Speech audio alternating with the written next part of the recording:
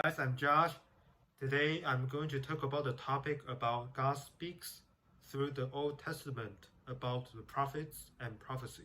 Speaking about the Bible history, let's talk about the news that happened recently. We know that NBA All-Star Kyrie Irving, he recently been suspended for several games due to the anti-Judah comments. Why the NBA just suspend Kyrie Irving from so many games?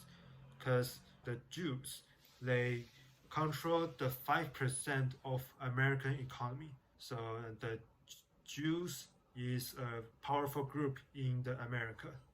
So that's why that after Kyrie Irving says something bad to the Jews, then the NBA wanted to suspend him for several games, because the Jews in America is so powerful.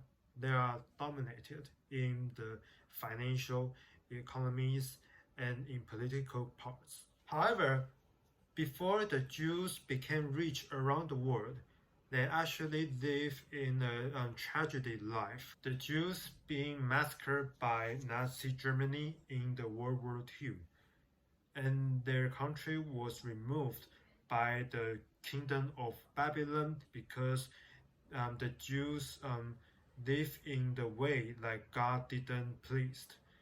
They committed many sins, like they burn their children in the fire and they worship idol. So God was not pleased for them, for the Jews, and they rise up many countries to punish Israelites and the Jews, so that the Jews and Israelites will know that God is the only true God in the world. God often speaks in ways that we can hear in some ways, through prayers, through the reminder from other people, or through the Bible verses. Through many ways, like Bible verses or reminders from other people, like pastor or other brothers and sisters, God reveals himself to us, calls us to faith, and leads us to work on his path and in our life, and toward eternity within God as our steadfast anchor. So how do the prophets fit into the Old Testament? So we can see that the Bible tells one grand and true story of God's plan to redeem the sinful man through his Son, Jesus Christ. The Old and New Testament work together to convey God's plan for human history and eternity. So everything that happens moves God's history towards the glorious consummation that he has designed. Each book of Bible expands our understanding of God and his ways. According to the book of Amos chapter 3 verses 7, it says, "Surely the sovereign Lord does nothing without revealing his plan to his servants the prophets." So God spoke through the prophets to his people as he prepared in these old days. He will also speak through his Son, Jesus Christ. So a prophet is an authorized spokesman for God. The Bible uses other terms such as seer or man of God to designate their messengers. Scriptures also warns about false prophets who wrongly represent God or otherwise leads people astray. However, in the Israel and Jewish history, the kings of these two kingdoms disobey God most of the time. To make matters worse, the king and the people did not seek God and the reconciliation with the Lord through the priest. Even the prophets, they always reminded that the king should lead the people to follow God, but the king and his people didn't listen to the advice, or even they killed the prophets because the prophets say something that is against their will. Talking to about prophets, so we can know that why did God send prophets, and neither the facts about the prophets nor their writings can fully capture God's deeply merciful purposes in sending them.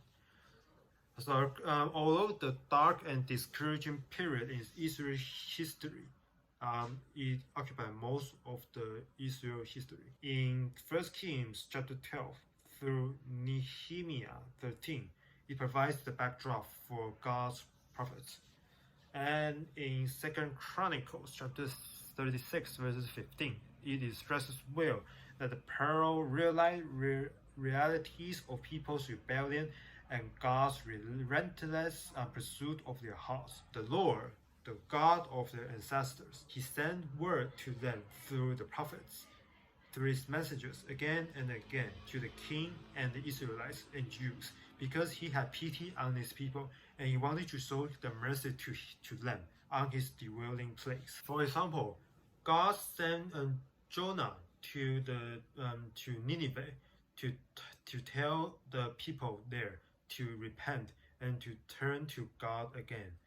And eventually, the people in Nineveh, they repented and they gained the forgiveness from the God. And also, Elijah and Elisha, they told the kings of Israel and Judah to repent. And Elijah always told the king of Israel, Ahab, to repent. And Ahab once repent, but most of the time he just doing anything in his will, and he did so many things that against the will of God. So in the end, Ahab died tragically. So we can learn some truth about God, that God revealed Himself through Israelites' history and the messengers of His prophets. So across the ages, God provides the only steady foundation in a constantly changing world. The passages we will study do far more than recent history, and they teach us truth that we need to know more about God. And God displayed His holiness as we upheld His covenant standards. As a result, His righteousness judged His people's sin. With unconditional and unrelenting love, God repeatedly called for the Israelites to repent, to turn and live rightly as His people. God's sovereignty and divine power not only overturn enemies, but sets the course of history. The fulfillment of God's words in all the Bible verses reminds us that God is real. He will fulfill the words, and He will let the prophecy come true in the future. These truths about God have deep personal implications for our faith.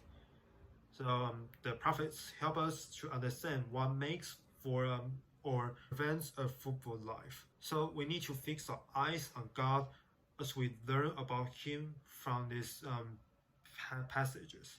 This is the video today. If all of you like my channel, please subscribe to my YouTube channel and like my video.